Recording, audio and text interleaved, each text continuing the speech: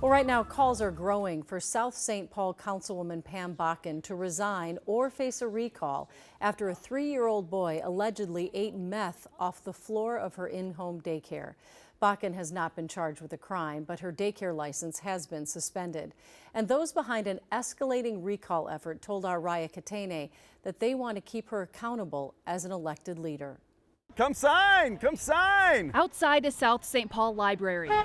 Yeah, come sign! It's all hands on deck. Full address. As the newly formed citizens group collects signatures in an effort to recall Councilmember Pam Bakken. We are catching up on everything. Molly Smith from South St. Paul is leading the charge. We care about the safety of our children above all else. Smith says Bakken should have resigned after a child allegedly ingested meth at her home daycare in December. We need to hold our elected officials accountable. It's okay to do that. It's okay to make mistakes, but it's also okay to say, hey, I need to resign. Bakken has not been charged with a crime, and the Dakota County Attorney's Office is reviewing the case, but her daycare license has been suspended.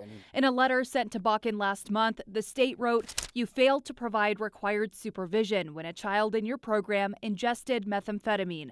Bakken has not responded to any of our requests, but records show she appealed her license suspension. I have known Pam Bakken. I've networked with her. As the owner of a daycare center herself, Julia Hagan says any provider's priority should always be protecting the children. That's where my frustrations lie, because as a member of the city council, she is making decisions for families and for children. Help us spread the word. It's that sentiment, Smith says, that's bringing people out to make their voices heard. If we don't use our voice to protect our children, what are we using our voices for, really?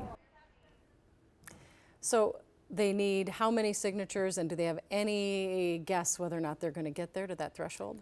They feel confident that they'll get the number they need. They need at least 2,700 some signatures. It's actually closer to 2,800 from registered South St. Paul voters by May 12th in order to recall Councilmember Bakken, and then therefore that would trigger a special election for her seat on the city council. And no word from her about whether she's leaning, maybe stepping down, or if she's going to wait to see how this plays out? We have not heard from her. I've reached out multiple times through all of the times that we've covered this case, and I have not received any sort of response. All right. Thank you, Raya.